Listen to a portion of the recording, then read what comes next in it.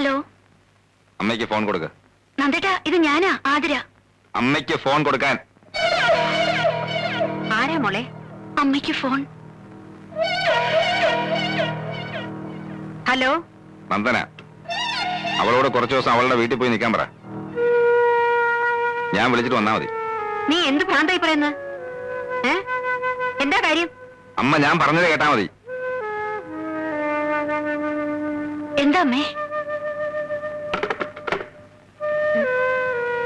നിങ്ങൾ തമ്മിൽ എന്തെങ്കിലും സംസാരം ഉണ്ടായോ? ഇല്ല. അവന്റെ മനസ്സിൽ എന്തോ ഉണ്ട്. നന്ദേട്ടൻ എന്താ അമ്മേ പറഞ്ഞത്? നീ കുറച്ചു ദിവസം നിന്റെ വീട്ടിൽ പോയി നിൽക്കാൻ. അവൻ വിളിച്ചിട്ട് നീ ഇങ്ങോട്ട് വന്നാ മതിയെന്ന്.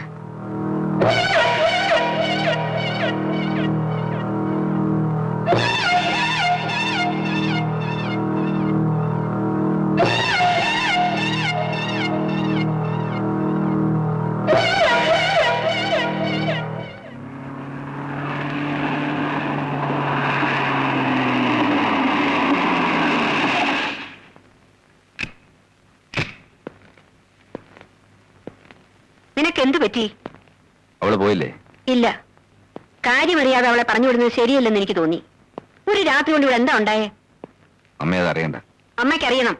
വീട്ടിൽ പറഞ്ഞു വിടാൻ മാത്രം എന്ത് തെറ്റാ അവൾ ചെയ്തത്? അവള് ചീത്ത അമ്മേ.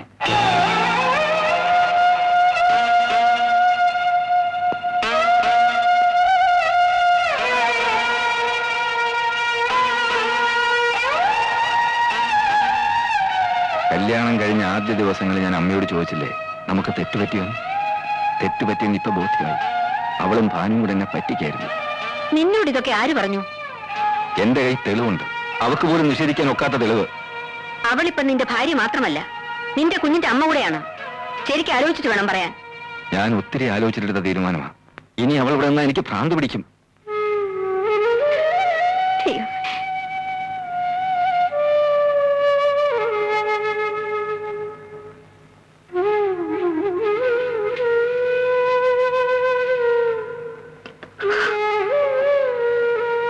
പറഞ്ഞതൊക്കെ കേട്ടില്ലേ?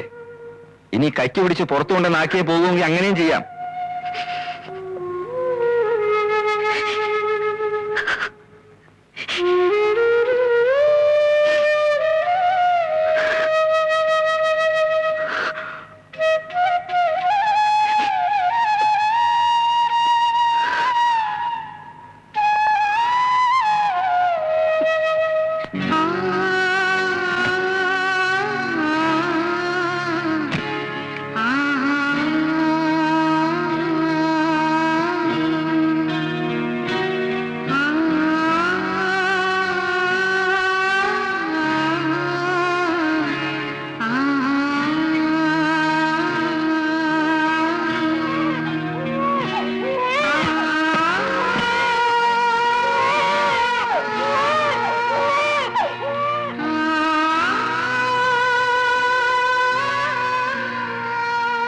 മോളെ, ഞാൻ കാരണം നന്ദേട്ടന് ഭ്രാന്ത് പിടിക്കണ്ട. എന്നെ പിടിച്ച് പുറത്താക്കുന്നതിന് മുൻപ് ഞാൻ സ്വയം പൊയ്ക്കോളാം. പോട്ടെ അമ്മേ.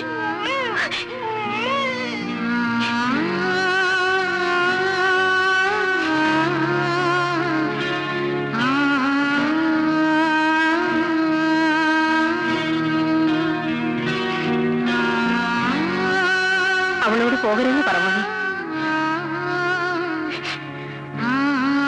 മോളെ, ഇല്ലമ്മേ, നന്ദേട്ടൻ നിൽക്കരുതെന്ന് പറഞ്ഞ വീട്ടിൽ പിന്നെ എനിക്കെന്താ സ്ഥാനം?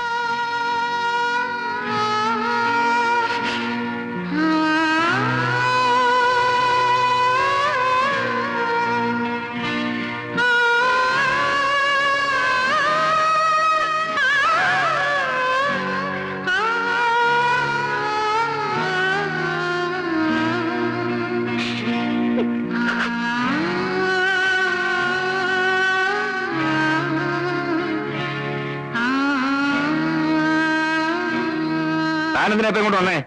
നാളെ കേസല്ലേ? സാറ് വരാൻ പറഞ്ഞവര് ആഫീസിൽ വന്നിരിക്കാൻ തുടങ്ങിയിട്ട് കുറെ നേരമായി. അവരോട് പൊക്കോളാൻ പറ. ഞാൻ കേസിന് ഹാജരാവുന്നില്ല. എന്താ സാർ? മണ്ണാൻ കേട്ട മനസ്സിലായോ?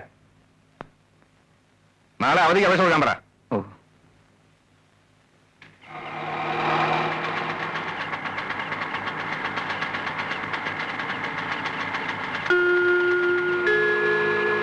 അയ്യോ മോളല്ലേ? ഇവളെന്താ ഈ നേരത്ത്?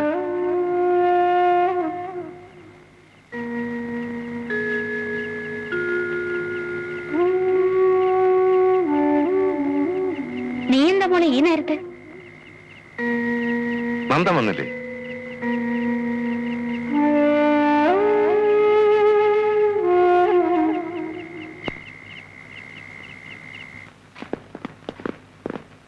സാറേ ഇന്ന് വിസ്താരം നടക്കുന്നു വന്നില്ല. അതെന്താണോ? നന്ദകുമാർ സാറ് ഹാജരാകുന്നില്ല. അവധിക്ക് അപേക്ഷ കൊടുത്തു. അവധിക്ക് അപേക്ഷ കൊടുത്തോ? ആ ഇപ്പൊ കൊടുത്തോളൂ. ജമാലെ, സാറിന് എന്താ സുഖമില്ലേ? ഏയ് അസുഖമൊന്നുമില്ല. എന്തോ ചെറിയ ഫാമിലി പ്രോബ്ലംസ്. വൈഫ് വേണമെങ്കിൽ വീട്ടിൽ പോണുണ്ട്. ആതിരയും മോനും വീട്ടിൽ പോകാൻ അവിടെ വിശേഷം വല്ലതുണ്ടോ? ആ, ഒരു ചെറിയ വിശേഷമുണ്ട്. നന്ദേട്ടൻ ഓഫീസിൽ വന്നിരുന്നു എന്ന് അറിഞ്ഞപ്പോഴേ ഞാൻ വിചാരിച്ചു എന്തെങ്കിലും വിശേഷം കാണുന്നു. ഞാൻ അമ്മയുടെ വീട്ടിൽ പോയിട്ട് കുറച്ച് ദിവസമായി.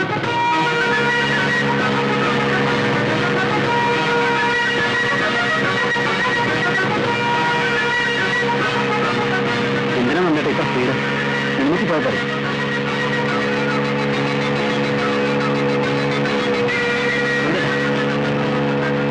നന്ദേട്ടാ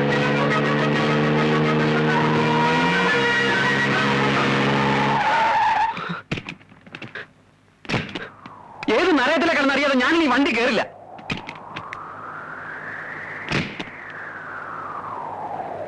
എന്റെ വിവാഹ നിശ്ചയം കഴിഞ്ഞതിന്റെ അടുത്ത ദിവസം നീ എന്നെ കാണാൻ വന്നപ്പോ ഒരു കത്തിന്റെ കാര്യം പറഞ്ഞത് ഓർമ്മയുണ്ടോ? ഈ അടുത്ത ദിവസം അതെന്റെ കൈ കിട്ടിയത്. ദാ വായിച്ചു നോക്ക്.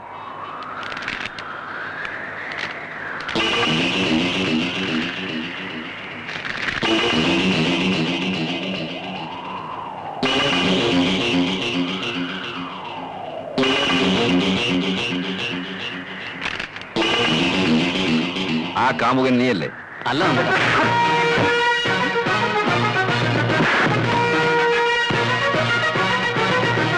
പിന്നെ ആരാടാ പട്ടി? നന്ദേട്ടാ ഞാൻ പറയുന്നത് കേൾക്ക്. നന്ദേട്ടാ ആതിരയുടെ ഭാവന സൃഷ്ടിയാണ് ആ മനുഷ്യൻ. നന്ദേട്ടന്റെ പ്രപ്പോസൽ അവൾക്ക് ഇഷ്ടമല്ലായിരുന്നു എന്നുള്ളത് സത്യമാണ്. ഒരു പുരുഷനെയും കണ്ണിൽ പിടിക്കാത്ത ആതിരയ്ക്ക് അവളുടെ സങ്കല്പങ്ങളുമായി ഒരു ബന്ധവുമില്ലാത്ത നന്ദേട്ടന്റെ ആലോചന മുടക്കാൻ അവൾ കണ്ടെത്തിയ വഴിയാണ് ഈ കത്ത്. അല്ലാതെ ഇതിൽ യാതൊരു സത്യാവസ്ഥയില്ല. കൊള്ളാം നിന്റെ കണ്ടുപിടുത്തം. പെണ്ണുങ്ങളെ വശീകരിക്കാൻ മാത്രമല്ല നിനക്ക് വിരുത്. നീ ഒരു പഠിച്ച കള്ളന. സാക്ഷികളെയും കള്ളസാക്ഷികളെയും തിരിച്ചറിയാനുള്ള ബുദ്ധി എനിക്കുണ്ട്. ഞാനിപ്പോ എന്ത് പറഞ്ഞാലും നന്ദേട്ടന് മനസ്സിലാവില്ല. നന്ദേട്ടന്റെ മനസ്സിൽ നിറയെ സംശയങ്ങളാ. അതേടാ, സംശയമാ. എനിക്ക് എല്ലാരെയും സംശയമാ. പക്ഷെ എന്റെ ജീവിതം തൊലച്ചതിന് നിന്നെ ഞാൻ വെറുതെ വിടുന്നു വിചാരിക്കണ്ട.